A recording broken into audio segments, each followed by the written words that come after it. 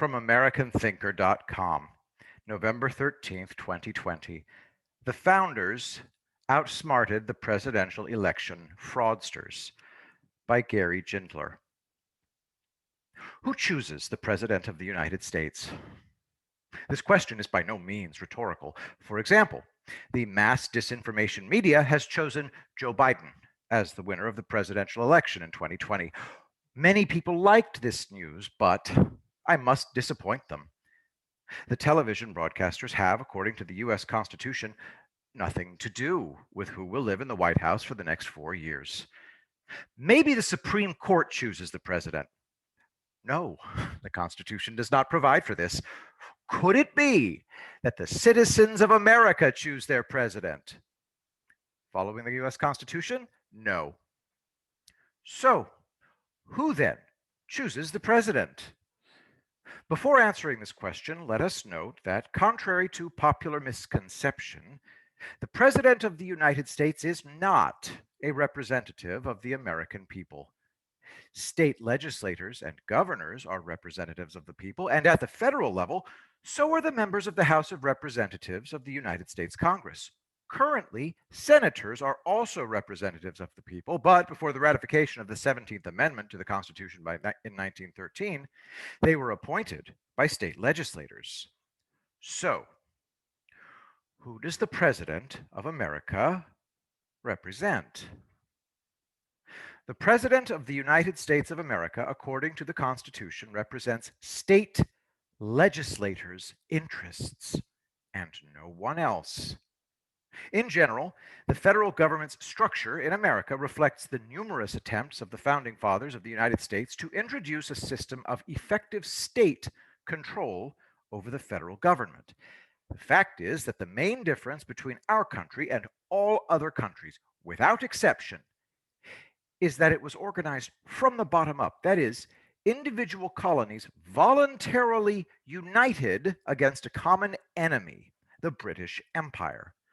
All other quote-unquote republics on the planet were created from the top down, when the already existing provinces were graciously granted some independence by the already existing central government. In building the American state, the fundamental principle was state control over the newly created federal power structure. Therefore, from the Founding Fathers' point of view, the federal government in Washington should consist of both representatives of the people, congressmen, and representatives of the state leadership, the federal president, and senators.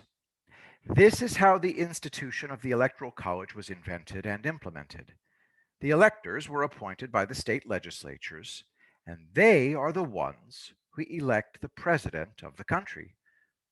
So why do American citizens need to participate in the presidential elections? Well, strictly speaking, it is not necessary. It is just that there is a long tradition in America. State legislators appoint electors in such a way that these appointments correspond to the mood of the people. In some states, this is even enshrined by law. This is a tradition, but according to the US Constitution, the participation of the people in presidential elections, generally speaking, is not required. According to the Constitution, the people participate in the direct elections of their legislators, which is quite enough. There is nothing reprehensible in this. After all, the President of America is not the representative of the American people. He is the representative of state legislators. From the point of view of the states, the President and pre-1913 two senators from each state are the overseers of the federal government. In other words, the President, from the point of view of state legislators, is our man in Havana, that is, in Washington, who is responsible for the observance of state rights by the federal government. Thus, under the Constitution, state legislators have the right to generally ignore the results of the voting of citizens in their state and appoint those whom they deem necessary to the Electoral College. Why did the Founding Fathers of the United States give state legislators such unprecedented power? Because most of the Founding Fathers were geniuses with impressive foresight. They did not know precisely when this would happen, but they knew it would eventually happen. The election's published results would have nothing to do with how the citizens voted. This is exactly what happened in 2020. Of course, there have been falsifications in the counting of votes in America before. However, in 2020, the Democrats went all in with a scam. And for the first time in American history, they were close to success. Actually, they simply had no other choice. They knew very well that another Trump term would be enough to crush the American left to its core. However, even if Trump does not manage to stay in the White House, his departure from politics will be such that the left will not be envied. Now, more than a week after the elections, it is already clear what the Trump team is doing. They are working in two directions. First, they sue in states where there was a clear violation of the electoral law.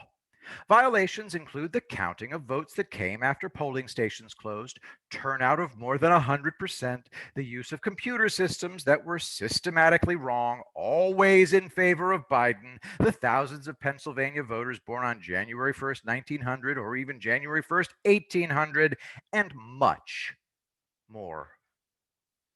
For example, election results in some Democrat controlled states violate fundamental laws of both mathematics and physics.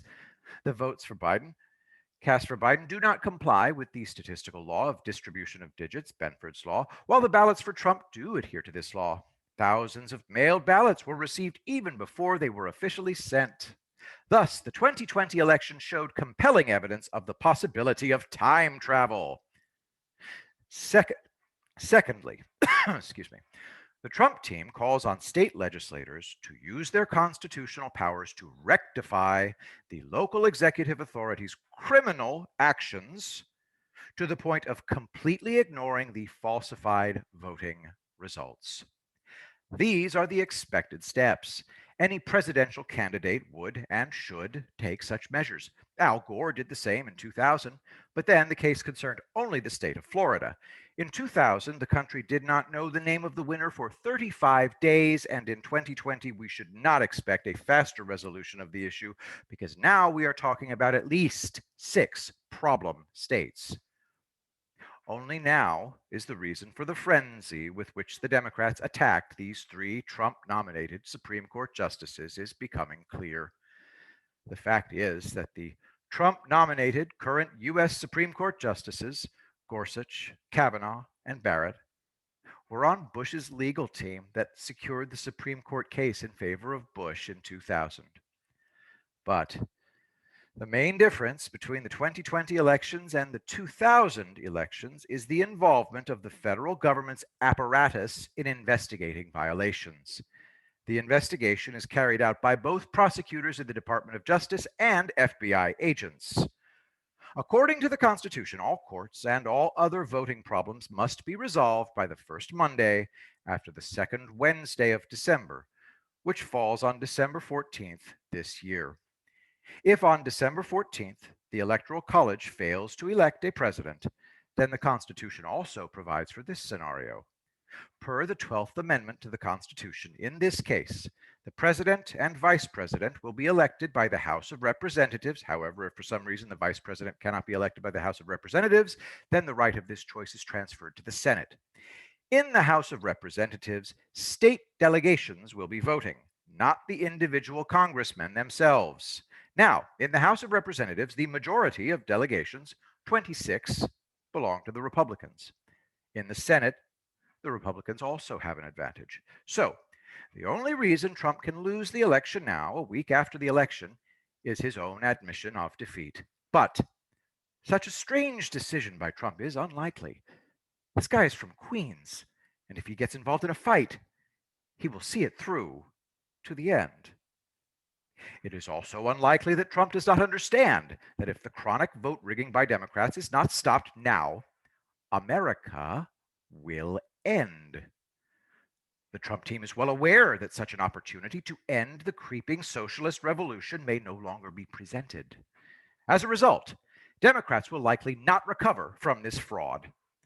The disinformation media, which Fox News joined on the election night, will not recover from deliberately covering up this fraud, this attempted coup. If the Democrats went for broke, then Trump could, most likely, also go for broke. Trump may have already destroyed the Democratic National Committee, but they just do not know it yet. In military terms, Trump's team conducted careful reconnaissance and intelligence on the enemy for a week. They collected numerous affidavits about the electoral fraud of Democrats, witnesses who confirmed their testimony under oath. But on the evening of November 10th, the reconnaissance was completed, and massive artillery bombardment began in the form of lawsuits in several key states and the initiation of criminal investigations into violations by the Department of Justice. If this does not help, Trump will bring into the battle the strategic reserves available only to the president of the American state apparatus. For example, in the form of a complete declassification of Obamagate. In any case, our country is by no means at the end. We are at the very beginning of this process. From a legal perspective, Biden is an imposter, a false president, at least until December 14th of this year. If Biden can declare himself president-elect without any legal basis, then any other American citizen can also declare himself president-elect. Therefore, I am forced to repeat my advice once again. To survive in this leftist madhouse, turn off the TV and start thinking for yourself. If you've read the article so far, you will definitely succeed. And remember, if the laws in our country are still observed, then the chances of a Harris-Biden administration, in this order, are practically zero. If the laws in America are not followed, then the great American political experiment will unfortunately end. Gary Gindler, PhD, is a conservative columnist at Gary Gindler Chronicles and the founder of a new science, politiphysics. Follow him on Twitter and Quadvirum.